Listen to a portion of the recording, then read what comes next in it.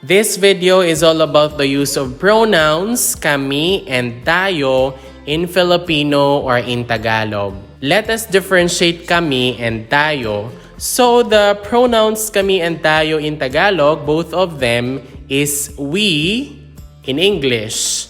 Kami, tayo. The word kami means we. The word kami means we in English, but excluding the person you are talking to. And aside from that, this is used for statements that excludes the listener. Kami. While the pronoun tayo also means we, but it includes the person you are talking to. And this is used for statements that include the listener. So kami is exclusive, tayo is inclusive. Let us have the following sample sentences. Aalis na ba tayo? Aalis na ba tayo? Are we leaving already? Aalis na ba tayo? Aalis na ba tayo?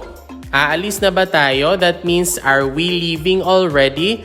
So for this one, the word tayo, it includes the person you are talking to. So you and the person you are talking to will be leaving. Aalis na ba tayo? While if the pronoun kami is used, let's have this sentence. Aalis na ba kami?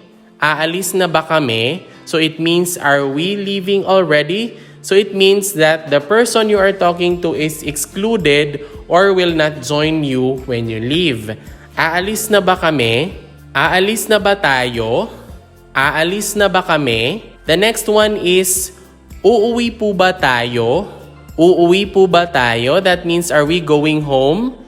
That means it's including the person you are talking to or you are speaking to. Uuwi na po ba tayo? While if that person you are talking to is excluded, will not be joining you when you go home, will still be staying for a bit. So you will have to use the pronoun kami.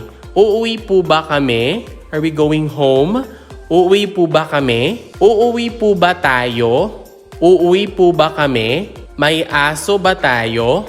May aso ba tayo? That means, do we have a dog? May aso ba kami? May aso ba kami? So that means, do we have a dog? So that is excluding the person speaking to. May aso ba kami? May aso ba tayo? Kami ba ay sasama? Kami ba ay sasama? That means, are we joining? It means excluding the person that you are speaking to. Kami ba ay sasama? And the next one, tayo ba ay sasama? So are we joining? Like the person who's talking and the one he's talking to. Tayo ba ay sasama? Kami ba ay sasama? Tayo ba ay sasama? Masaya kami. That means we are happy. Masaya kami. But the person that he or she is speaking to is maybe not happy.